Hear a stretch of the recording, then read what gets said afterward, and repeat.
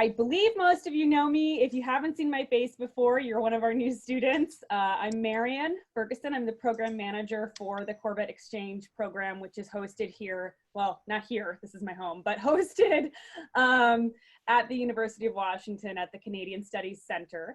And I am so glad that you guys are all here. As we all know, this spring has brought a lot of challenges and unexpected changes, not least to our exchange students who were a lot of them were set to finish up their exchanges this spring, and they were forced to move their classes online and to return home, which is obviously a big disruption to their experiences and their program.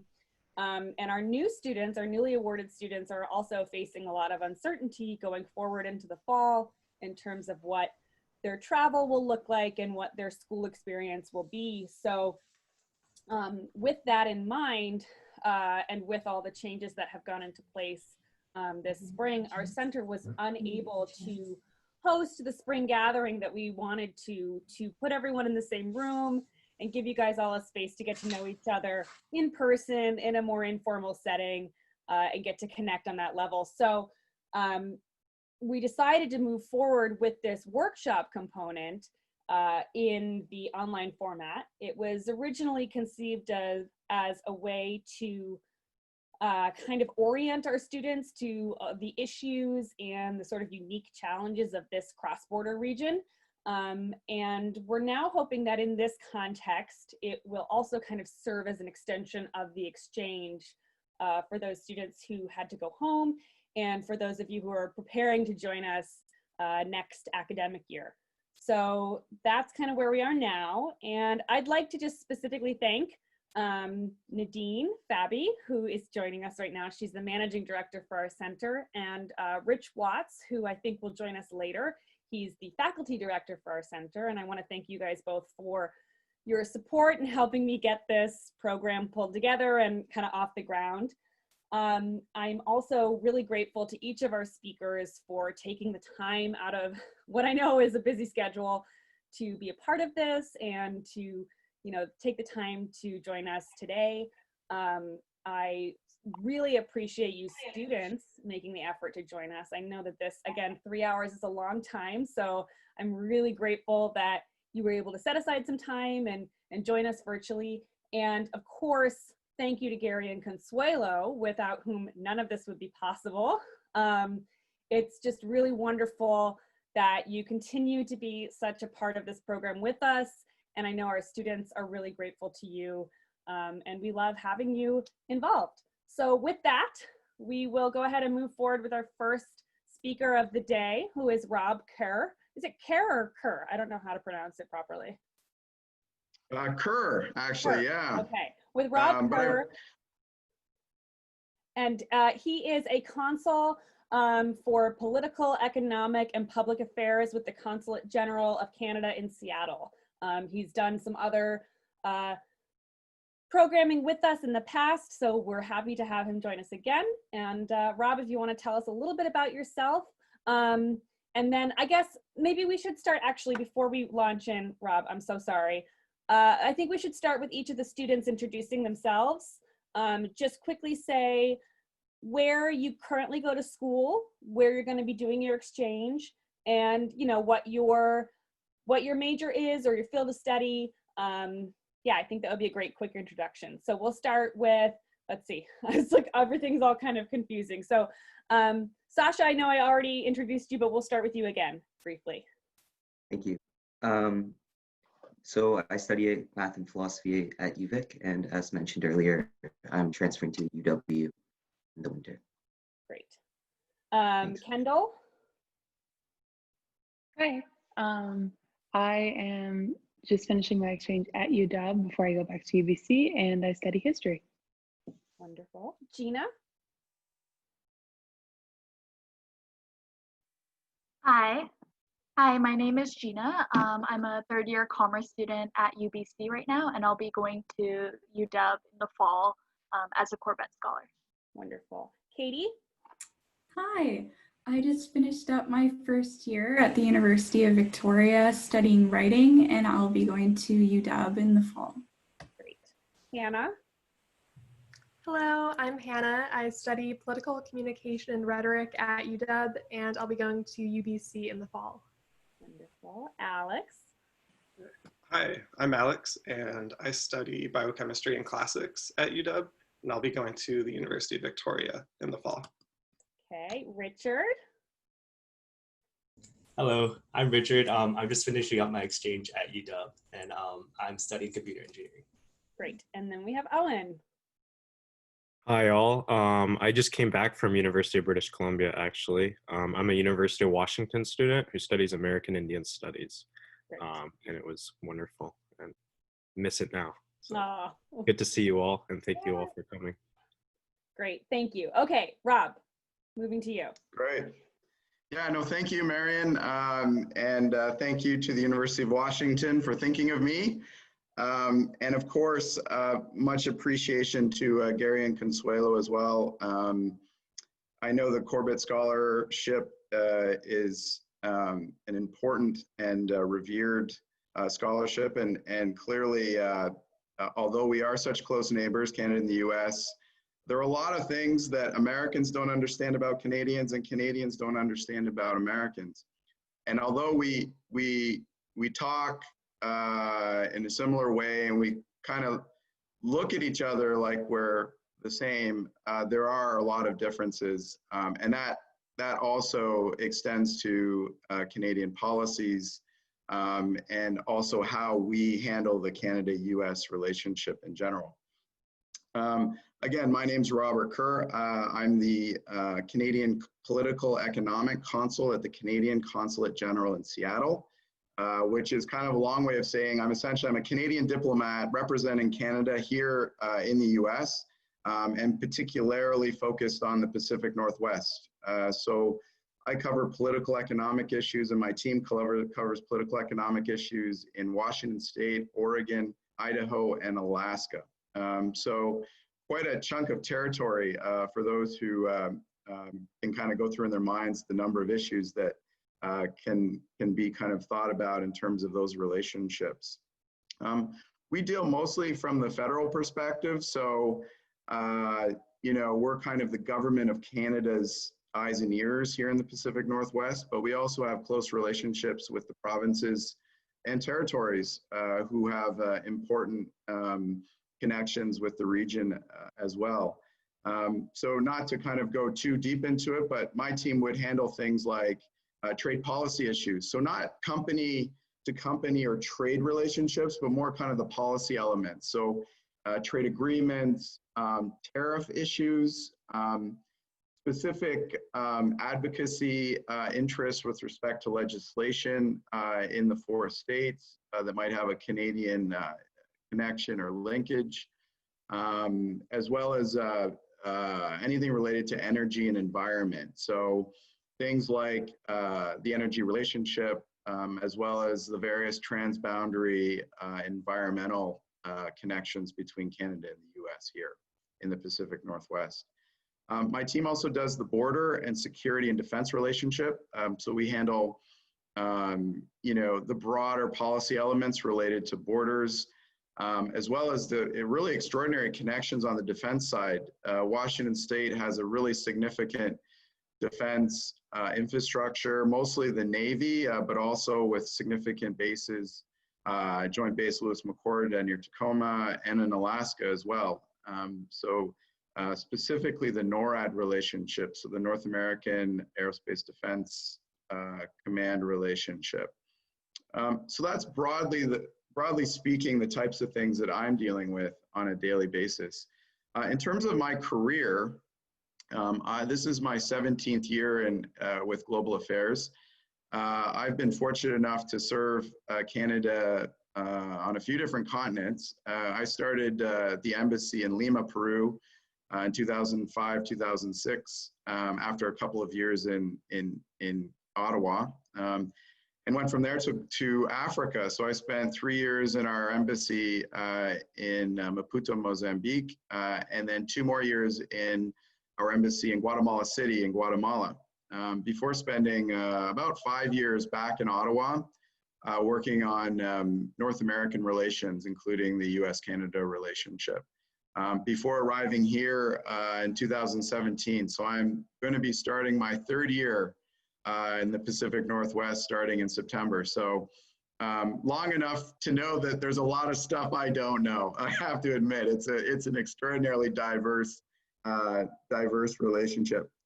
I'd also like to, I know since you are kind of either Canadians or interested in Canada, you know, most recently there was the really tragic shooting in Nova Scotia.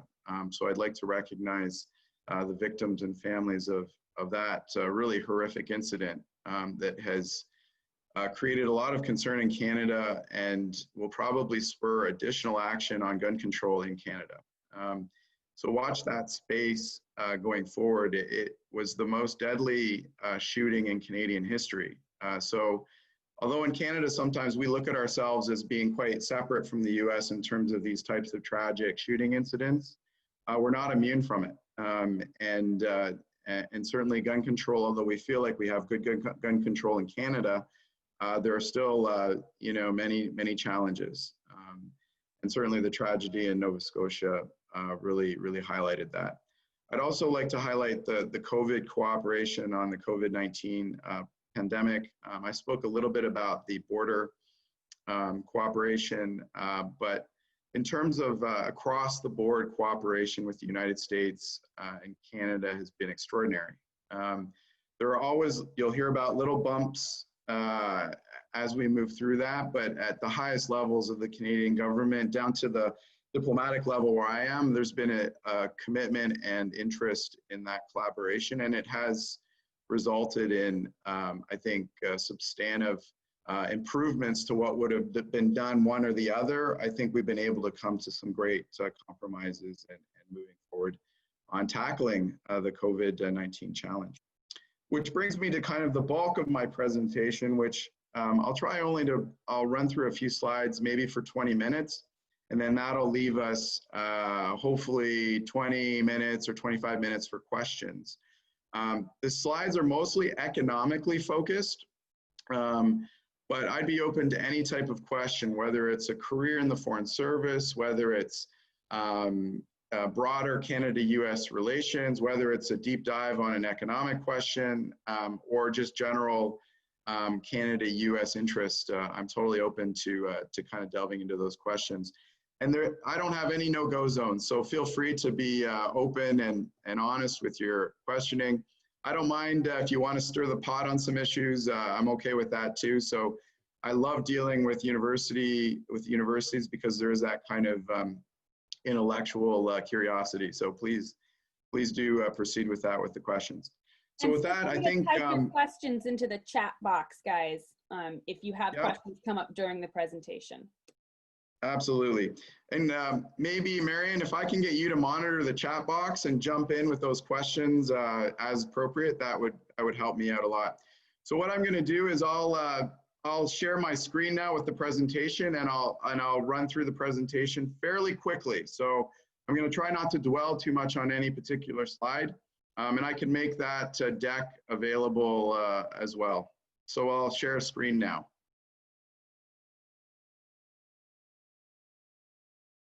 Okay, does everybody see the slide? Good, all right. So we did that. So the Canada-U.S. relationship, all of you probably already know this, but it's extraordinary. The more you look into it, the deeper it goes and the broader it goes and the more historic it becomes. So I always like to start any presentation with kind of reiterating that point that although this is an economic presentation, you can never disconnect the Canada-U.S. relationship in terms of history, in terms of geography, in terms of the family ties.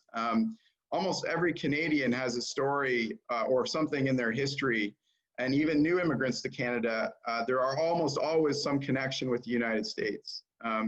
And so that's always important to keep in mind when thinking about the Canada-U.S. relationship.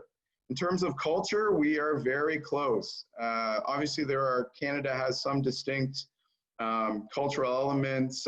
You would say that maybe Quebec and the French Canadian element is a bit distinct, and maybe some of our indigenous northern cultures have some distinctness, but by and large, we kind of understand each other culturally from a large, in general. Language, obviously English and French, but increasingly with immigrants, more and more languages are being spoken across both of our countries. And values, we are generally both kind of liberal, democratic, countries that value a certain amount of openness and equality that one doesn't see necessarily everywhere else in the world. I would even say, and this has kind of come home to me after being abroad for so many years, is there is an idea, although it's quite imperfect, but the idea of egalitarianism, and that we do feel like we want others to succeed. And I've always felt that way about Americans abroad, that there is this sense, sometimes misguided, but often, this altruistic desire that others, could benefit from what we have here. And certainly talking from the Canadian perspective, Canada's benefited immensely from the U.S. relationship, and possibly more than most Canadians like to admit sometimes. And equally, the U.S. has benefited from the Canadian dynamic as well. But we'll get to the bottom there, which is trade, which is really what this presentation is about. Some of you who are scholars will maybe know this, but does anybody, and I know it's kind of difficult to put your hand up in this context, but this is a great quote, geography has made us neighbors, history has made us friends, economics have made us partners, and necessity has made us allies. For those who, it's maybe difficult, but this was a speech by John F. Kennedy in 1961 in the Canadian Parliament. And for those who don't know, this guy over here in the background, for those who don't know, that's John Diefenbaker, who was a Canadian Prime Minister for several years, including during the Kennedy administration. The reason I put that quote up and I put this slide up is that these two guys did not like each other. They did not have a good personal relationship. They had a lot of animosity, both personally and from the policies of the time going on, but they managed to develop a way to work together. And I think that is an important concept that, especially in this era where, every time the president says something negative about Canada, or there's something that's perceived as negative, we always have to step back and think, look, we've been around for hundreds of years. We are, next door neighbors.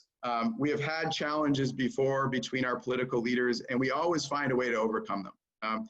So I think keep that in mind as you continue on in terms of thinking about the Canada-U.S. relationship, because that's always at the bedrock of it. So the economic relationship, 400,000 people and $2 billion of goods and services cross the border every day. It's an extraordinary number to comprehend, and it's the largest economic relationship the world has ever known. And I can't be more superlative about it than that. Our economic relationship is as important as any relationship in the world has seen. We are, each other's most important foreign direct investors, and millions of our people travel between the countries on a daily basis. I won't dwell on this, but essentially it's the data on the Canadian economy. I will say that, we're about a $2 trillion economy in Canada. We're in the top 10 in the world, but obviously dwarfed by the US, which is over 20 trillion. So I think this starts to set the stage for the scale of the economic relationship. I'd also point to the unemployment rate. So before COVID, Canada had historically low unemployment rates, as did the US. So one hopes that in a post-COVID era that maybe we can regain some of that positive economic momentum. In terms of GDP, I love this slide because it highlights a couple of important things. So this is, when you compose GDP, you look at consumption, you look at investment, you look at government spending, and you look at net exports. And I always like I always think about this in terms of this number here, which is what the rest of this presentation will focus on, is 0. So net exports, it means that Canada basically imports as much as it exports. So we have a balanced trade relationship, and that extends to the Canada-U.S. relationship. The other number is this one, on consumption. Our economies are so, consumption is such an important element of our economies. And in Canada, it's around 60%, but in the US, it's actually closer to 70%. So the US is even more dependent on consumption than in Canada. And whereas the US would probably be less dependent on government spending to some extent. So that's a key important, kind of difference. The US looks at consumption as more important, and Canada looks at government expenditure as a little bit more important. And our business investment is kind of in a similar range generally. This slide is very simple. It just basically shows that Canada has a very first world economy. We're a developed economy. A very small percentage goes into agriculture, 20 to 25% in manufacturing, and then a huge amount is in the service sector. This would be similar in the US, although the US might have a slightly higher number on services generally.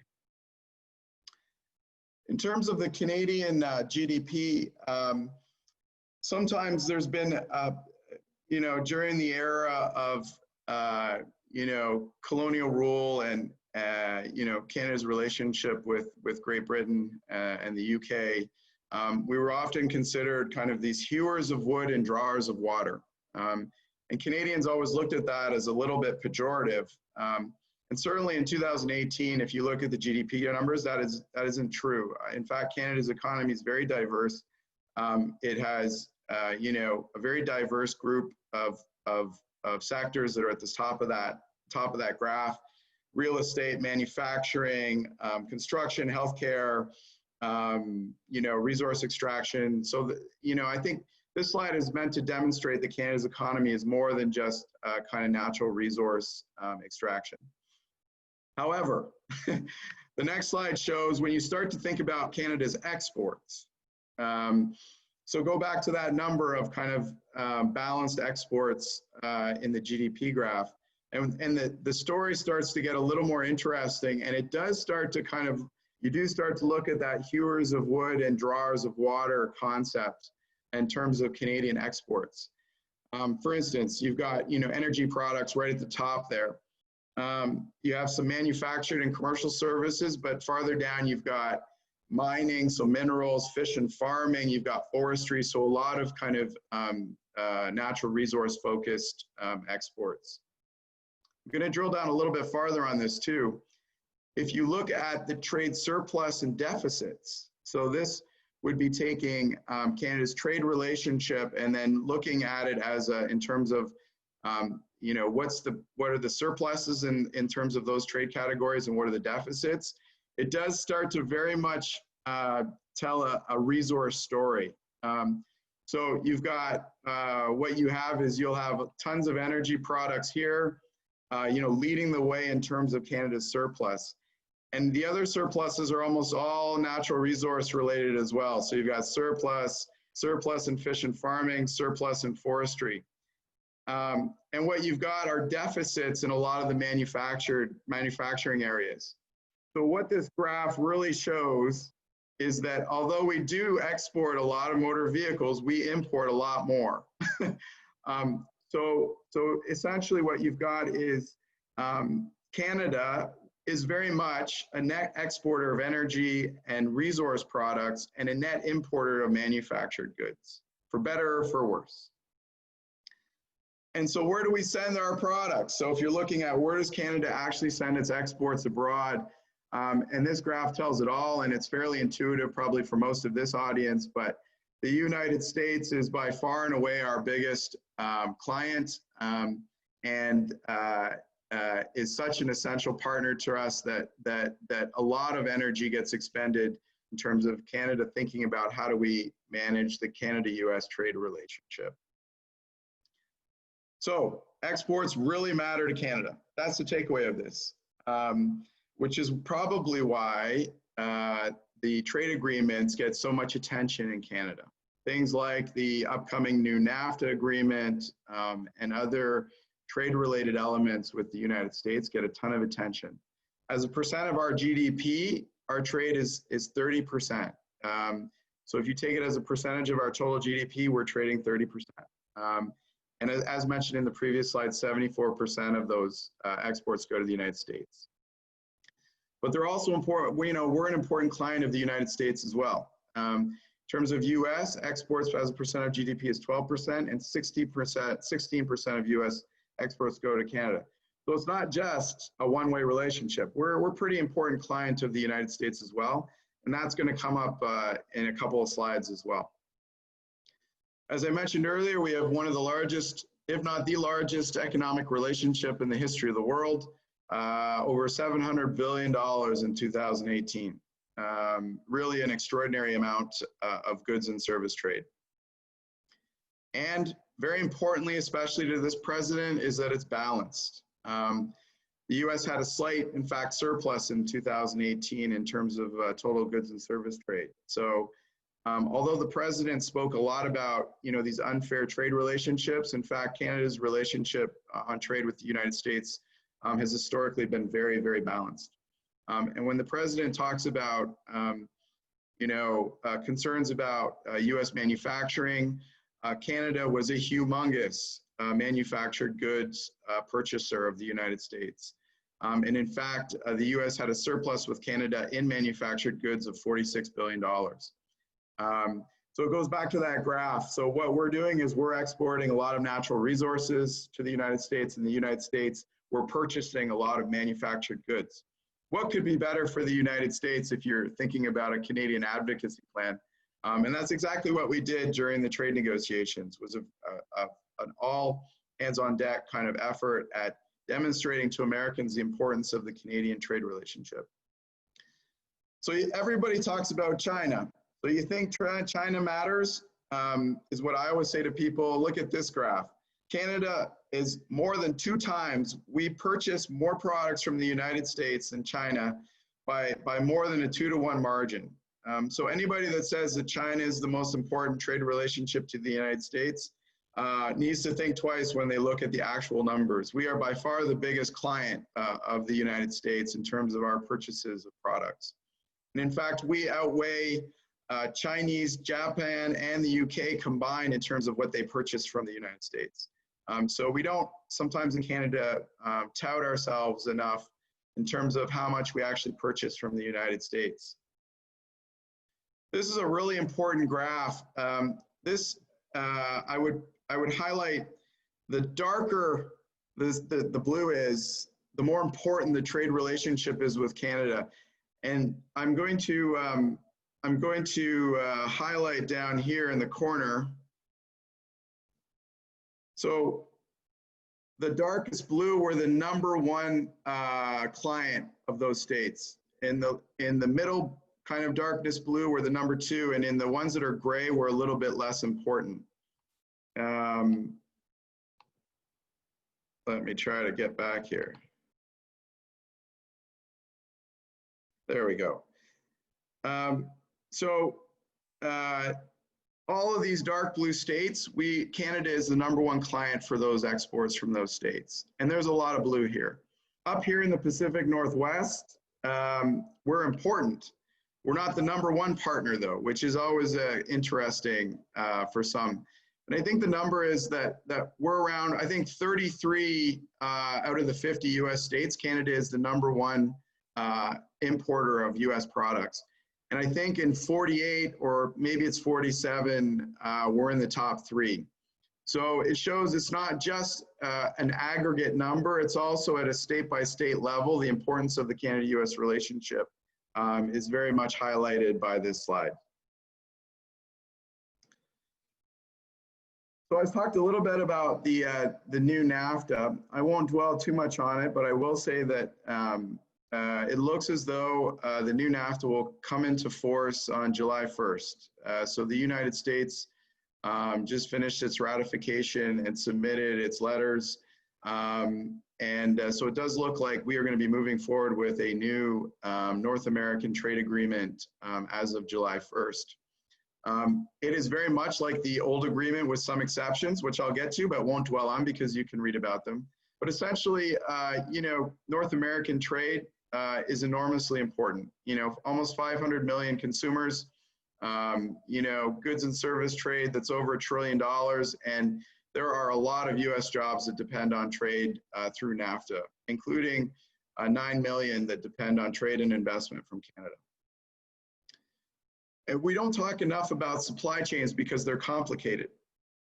But NAFTA really increased merchandise and services trade significantly in the bloc. And really what people forget about is that a lot of things that we buy from each other have content that was produced originally in our countries.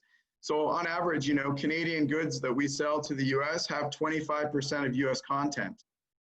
So what does that mean? That, you know, we're not just trading with each other, we're making things together. And I think in terms of international trade, you know, there's a certain complementarity between the Canadian, US, and Mexican economies that will be essential for us to compete in the world going forward.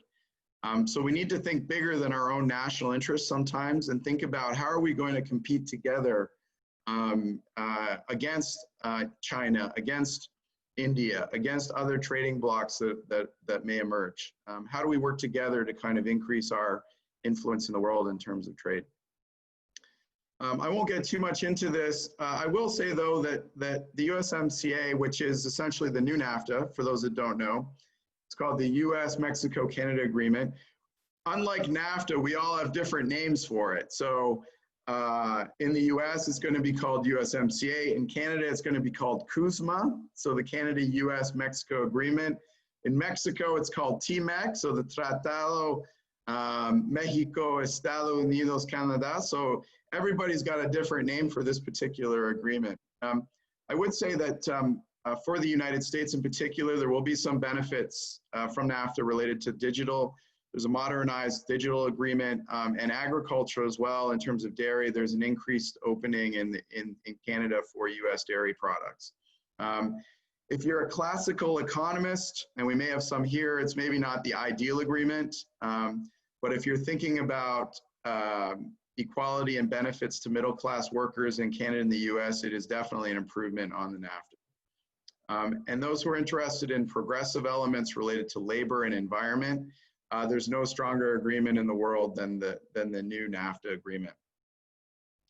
So I'll throw this other quote out there. So living next to you, and it gives a little context, and you can imagine, living next to you is in a lot of ways like sleeping with an elephant. No matter how friendly or even tempered the beast, one is affected by every twitch and grunt. In a lot of cases, this is very characteristic of the Canada-U.S. relationship. A lot of things that the U.S. doesn't necessarily perceive as being impactful to Canada can be.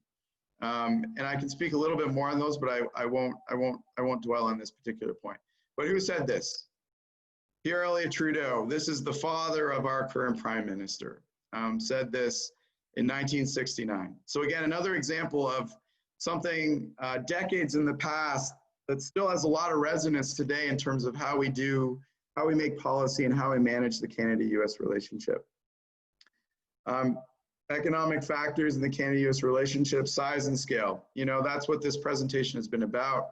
It's showing that Canada is a much smaller player. We have to be aware of that size and scale difference and be creative in how we develop policies.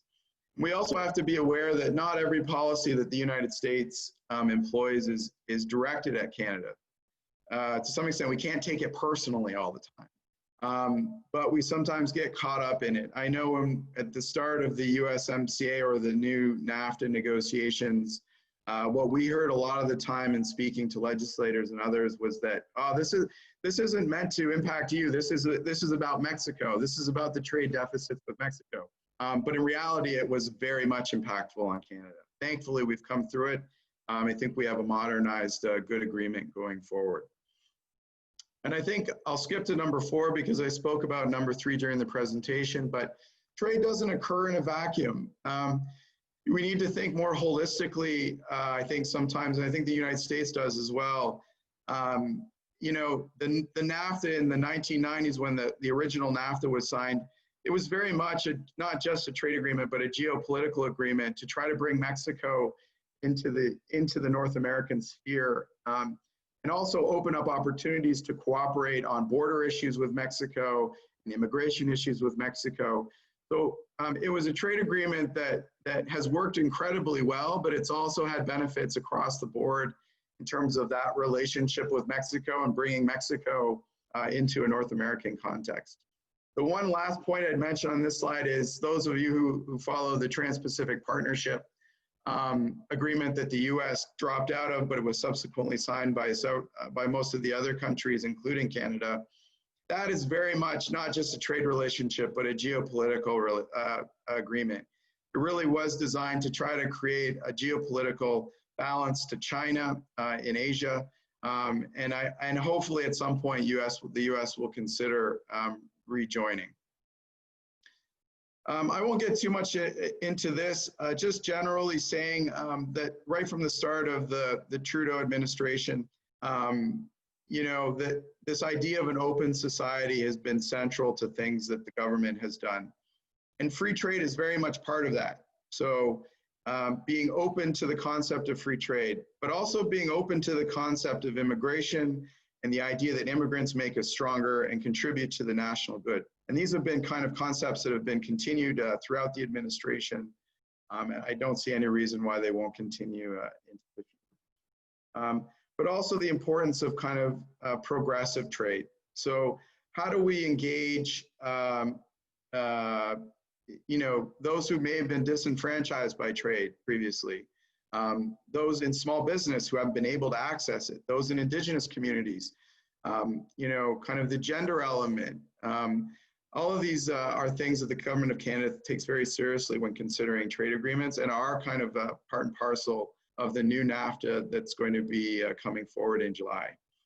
And lastly, and this is the last slide, is that when we're in Washington State and we're thinking about this, a lot of things that we found out while we were working on this in the state during the renegotiation period is that there is a disconnect between managers and political figures and the workers. So workers are still quite circumspect when it comes to trade agreements. And sometimes they don't realize the impact that international trade has on their jobs. And that in Washington State in particular, 40% of all jobs in this state are directly connected to international trade. So it is about all of us looking at the positives of trade, especially for employment, especially for the future of this region in the world as we go forward. And we all have that responsibility. And with that, a final little quote, America has no better friend, ally, or partner than Canada, the longest, most peaceful, mutually beneficial relationship in the history of the world. And who do you think said this? Well, it's a connection with the previous Trudeau. This one is our Prime Minister, Justin Trudeau. I should mention he said this at the Reagan Library in California. You know, when I talked about, you know, our politics are always a little bit different, but we can get along regardless. You know, this is the Prime Minister of the Liberal Party of Canada giving a speech at the Reagan Library, one of the more conservative presidents in U.S. history. And it kind of melds it together in that, you know, we'll always be there. The Canada-U.S. relationship will always be there, but we can't be complacent. We have to continue to work together and improve, you know, various parts of this relationship. So with that, I'd open it up to questions. Marion, maybe I'd pass to you for the first couple or anybody else who'd like to. Sure. Are there any other, actually, can you stop the screen sharing so I can see the whole grid of folks again? I will. And then I can see everybody's faces in case anyone has a hand to raise or something. If students don't have a question, I am a little bit curious. First of all, thank you. That was very informative. I don't have an economics background at all, so it's always good to get some kind of basics like this and get a better understanding of what's going on. But I'm kind of curious, you mentioned Canada working to be more progressive on trade issues and bringing in disenfranchised groups and Indigenous communities. So I'm wondering if you can say something more. And unfortunately, Owen, who I think would have been very interested in this, had to duck out for another meeting. But could you say something about how Canada is working to improve involvement for these communities, disenfranchised communities or Indigenous communities in trade and in national economic policies? Sure. So I'd return to the new agreement that's coming into force in July. There are specific chapters that refer to gender and Indigenous, and specifically small business and small medium-sized enterprises. So efforts are going to be made to create a more level playing field, provide better information to these groups, and provide support for those who want to export and have an interest in exporting. And these, when it comes into force, these will trickle through the Canadian departments, including global affairs. And so our Trade Commissioner Service will be more engaged, seeking out opportunities for some of these groups as a result of this trade agreement. I think more broadly, this government, I'm thinking more globally here, has put a gender lens on all foreign international development. So focusing on the empowerment of women and girls in the world, tying most of its several $billion of aid to programs that are empowering women and girls, including in the economic sphere. It has been a huge effort to kind of turn around the mechanisms of development and really focus it on that. And the Prime Minister, right from day one, has been laser focused on the concept of enabling not just women and girls, but also Indigenous communities, and figuring out ways that they can be greater partners in trade. Clearly, trade works. Unfortunately, it's uneven. And often those who already know how to use the system are the ones that benefit the most. So it's about opening up the system and allowing folks who haven't understood it or haven't had the resources to exploit it to benefit from it. Because ultimately, everybody knows that if it's not a widespread benefit to everybody, and if people don't understand it, that at some point it's going to become unpopular and will be dismantled. So it behooves those who benefit greatest from it to make sure that it's benefiting larger sectors of society. Thank you. Robert, how important is Mexico to Canada in trade and in the new agreement? Mr. Corbett, that's a fantastic question. Mexico is our third largest trading partner, so just behind China. So I've worked on the Mexico political desk when I was in Ottawa for a year, so I know a little bit about that importance. In terms of it's a fast growing, so it's starting from a low level. I think we're around $35 or $40 billion trade relationship at the moment, but it's a rapidly growing relationship. So whereas the huge relationships like the U.S., they grow by 1% or 2% a year, our relationship with Mexico is quite fast growing. There is this tension with Canadian companies opening plants in Mexico and displacing Canadian jobs. But often the jobs that are displaced it's creating these supply chains that benefit higher quality Canadian jobs. So jobs in engineering and marketing and accounting and front office, more white collar jobs in Canada. And the Mexico really can play the role of being the factory for some of those parts that may be very difficult to manufacture in Canada, but contribute greatly to allowing Canadian companies to thrive. Mexico, as I alluded to in the last part of the presentation, has a huge geopolitically important role in the broader Canadian interests especially in Latin America. So our close relationship with Mexico is very impactful for our interests in Latin America as well. Mexico is seen as, you know, kind of a major player in Latin America, and our close relationship with Mexico gives us a certain privileged access in Latin America. So while the trade relationship is important and growing, the geopolitical importance of Mexico is also important and growing, particularly related to those kind of influence with Latin American countries who see Mexico as a leader. Thank you. Gina Great has a question. Yeah, hi Rob. Thanks for your presentation. Hi.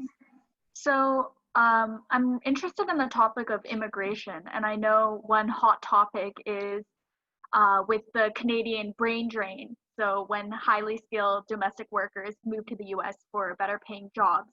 And also simultaneously, Canada is also attracting really highly skilled foreign workers. So I'm curious if you think that our ability to attract highly skilled foreign workers offsets our loss in our domestic workers. Yeah, no, great question. I don't have the numbers in front of me, but I think you're right. I think there are a fair number of Canadians that do migrate to the United States for highly skilled, high-paying jobs in technology and healthcare. I gave a presentation yesterday to the Washington State Nurses Association, and there are a lot of Canadian nurses, not just in Washington, but I can say that like places like Detroit, Windsor, there are thousands of Canadians who cross the border every day to work in the US, in US healthcare.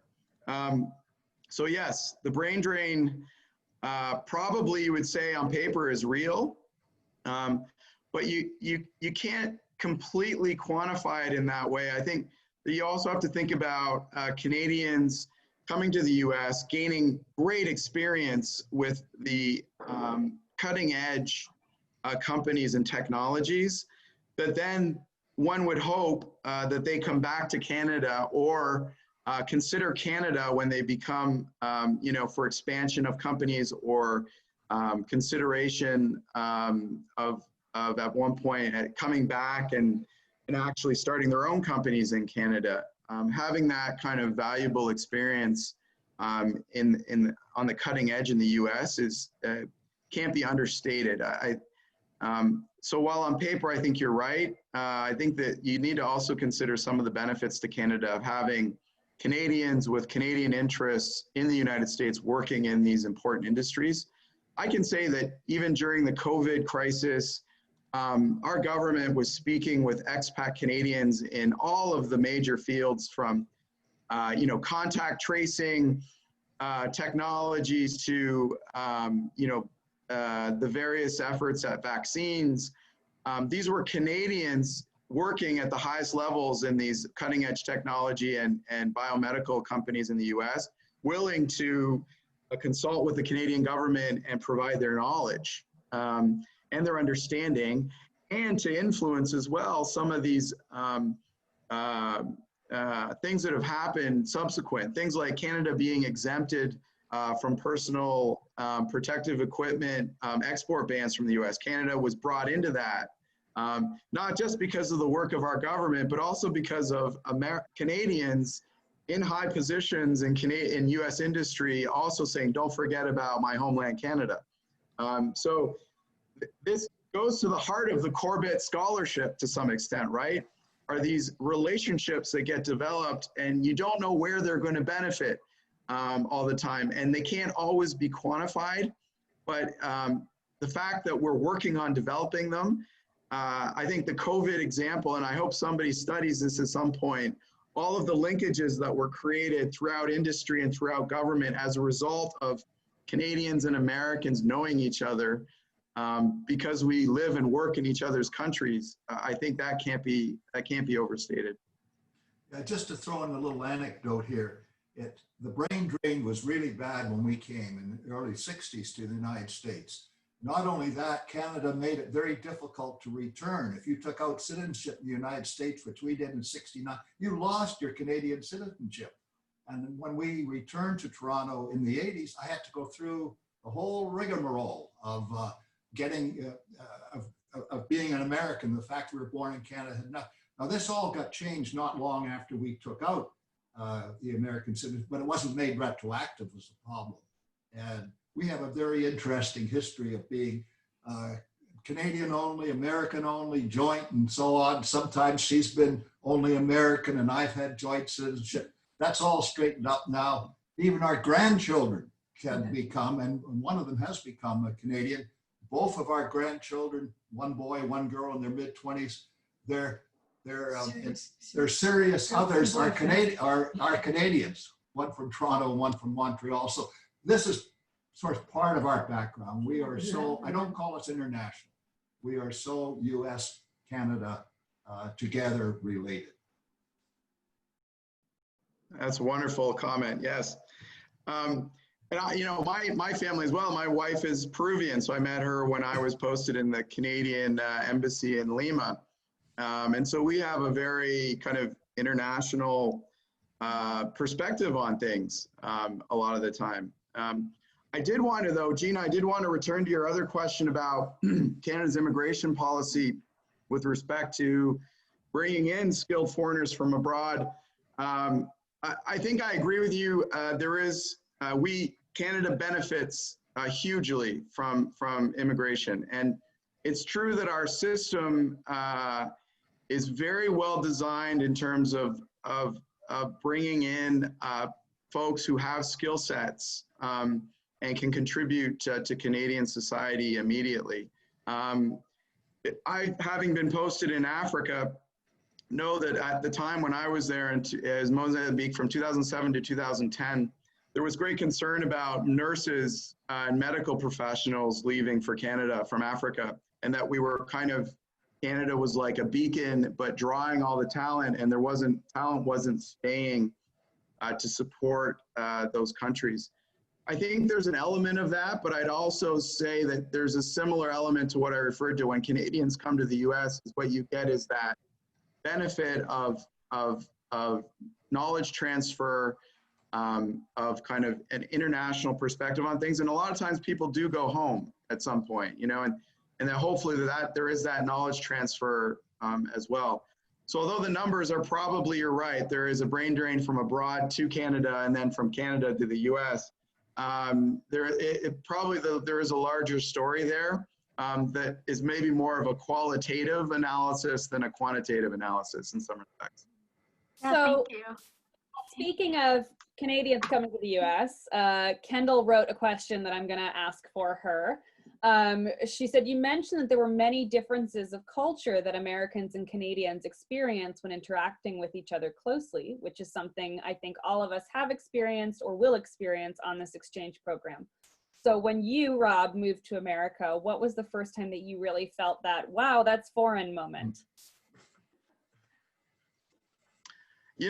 I'm a little different, I think, than a lot of Canadians. I grew up in near Windsor, Ontario. So, which for those who don't know, it's the border city with Detroit. And so I grew up with US television. I grew up with going to the US for entertainment.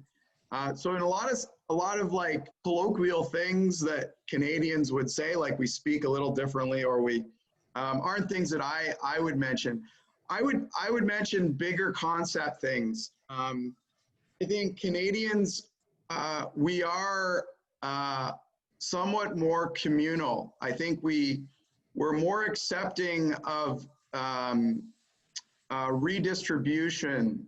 That's a complicated term, and I apologize. I wouldn't bring it up in a normal company, but I think Canadians we're a little bit, it doesn't impact us to think about redistributing our tax dollars to where they need to go rather than them staying in our communities. Like, I think we're more open to a broader concept of support, and that's reflected in our kind of fierce desire to have single payer healthcare continue in Canada, that desire to have kind of overwhelming, publicly educated people, children in Canada. The private system in education, while it's important in Canada, it's very small still, whereas in the US, you would say it's much more diverse. I think we're more interested in maintaining a more communal approach to things and a more making sure that people don't get left behind. And I think that reflects itself in Canada being very good at integrating immigrants in general. That we do approach things a little bit more like, bringing people in to the broader context, and a little less on scratching your way to the top. There are benefits to both, but I would say that from a bigger picture, that would be my feeling about Canadians and Americans being a little bit different in terms of how we approach, integrating people and our willingness to look at cohesive, socialized ways of doing things, delivering services like healthcare or education as well. Robert, I'd like to, because of course we've had a lot of experience, and I would certainly agree with you. The only thing I would not really differ you on is one of the reasons we've made this a Washington, D.C. thing here, and particularly Western Washington. As you know, there is no one United States culture. What you're saying is more common in some areas than others, because I keep pointing out in Washington, we've been much more liberal in many ways than BC. We had marijuana first, legalized abortion. So when you talk about, and this is one of the things why we've tried to restrict this into these three cities, basically, in Western British Columbia or Western Washington, because we're much more alike. Canadians in particular look at our president, they look at other things, and they think that's America. And if they come down here, you'd really find that it's more liberal in some ways than parts of Canada. And that's the only distinction I've made. Do you agree with that, Robert? Absolutely, Mr. Corbett. You've hit it on the head. We're both countries of regions to some extent, and in Canada, that's very true as well. And you correctly point out the Pacific Northwest. You'd look at British Columbia and Washington State and Oregon having more in common than Ontario and Michigan, or Nova Scotia and Massachusetts, so it is an element, or Alberta and Saskatchewan. I mean, we are countries of regions, and the brilliance of federations are exactly that. We're able to cobble together levels of responsibility and jurisdiction, that allow the best functioning of our societies. But it takes a lot of work. Robert, All right. My comment in growing up in Canada, I've seen the change in Canada itself. And I don't remember it being that communal when I was growing up in the 30s, 40s, and 50s. And then when I came to the US, I saw a very strong push almost to be individually independent. And therefore that kind of gets into the culture. There's a strong feeling in America, become an entrepreneur, make yourself, just go out and do it. You can do it. So that was a big difference I saw coming down here. Of course you can do it, just go do it. Yes. But Toronto has many aspects that are, nobody says you're bad because you're a millionaire in Toronto. I mean, people do respect the business thing, whereas in other parts of Canada, that might be quite different. And probably in the United States, probably there's very few places that don't, at least in some way, say, well, everybody should try to get ahead and get to the highest area they can. But it's so different. We lived in Toronto twice, and Toronto's very much like Chicago in many ways. This is this regional thing. There's more similarity north and south than there is east and west. Yes, no, I agree. And I know Marion probably wants to move us into the next session. I'm going to step in. Okay, sorry. Time. Hi, Unfortunately- Razat. I see you're there. Hi, how Yes, are you? yes. So I'm going to step in. We did have one more question, and actually, if other students, we don't have time for it, Alex, and I'm sorry. If other students have other questions for Rob, please email them to me, and I'll compile them and send them to Rob, because I think that'll be it's great for you to get a chance to connect with him. Rob, this was wonderful. Thank you so much. If you'd like to stay, you're welcome to. I know you probably have a lot going on.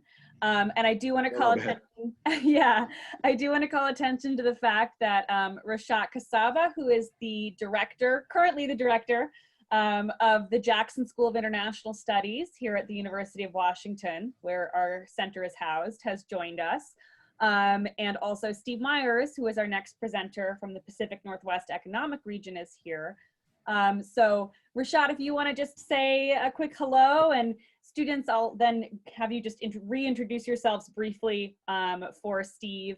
I think that will be helpful just so he knows what your backgrounds are, and then we'll get forward. And if anybody needs to just step away to get a drink or run to the bathroom, just mute yourself and duck out and then come back. I understand it's a long time. So Rashat. Okay, well, thank you very much. I'm sorry I couldn't be here earlier, but first of all, I do want to greet our friends from the Canadian Consulate, Bob, and we've been over the years received a lot of support and very good cooperation from them, and that's been very important for the growth of our Canadian Studies Center. As many of you know, this is only one of 2 centers nationally, Nadine, am I right? And it's the best one. And we've done, with all of our centers in the Jackson School, we put a lot of emphasis on where we are, our connections to our region, and that really puts us in a very special light nationally and internationally. And in this case of Canadian Studies, of course, this is very logical and makes a lot of sense. And I'm very pleased with how we've been able to create these connections across the border. And in making those happen, of course, Gary and Consuelo have been a great friend and supporter. I've been very, very pleased. Really, it's been a privilege to get to know them and to work with them, and seeing how this program has grown and expanded. And so many of our students and colleagues are benefiting from it, and our region too. Unfortunately, I think we're having this conversation on the borders at a time, I think this rare. I don't know if there was any time like this before in history when the border was actually closed. But we all know that this is temporary. And then regardless of what happens physically on the border, of course, the cultural, economic, and other kinds of relations between our 2 communities continues to prosper. And I'm very pleased that the school has really contributed to this, and it's a benefit to the school also. And I also want to say that as some of you or many of you know, this is actually my last year as director of the Jackson School, and actually my last months now. We have a new person coming in July. I've been doing this for 10 years, and it's really I'm kind of I think it's enough. It's been a long time period, but I've really enjoyed every minute of it. And I think one of the most special parts of this job is getting to know different parts of the school and all the connections that our colleagues and centers have across the region and beyond. So I want to thank Gary and Consuelo to especially, but all of you for being here. And I'm looking forward to the presentations now. And thank you, Marian and Nadine, for all your work in making us look so good, actually. So, Thanks. I just want to say thank you as well, Rashat, and for all your support of this program. It's really been fabulous, and we are definitely going to miss you. So it's amazing we only have a month left, and we're not even in the same place together right now physically. So, and also want to thank you so much, Rob, for your comments and starting this up and giving us a great picture of the Canada-U.S. border and the relationship. Thanks for being with us again.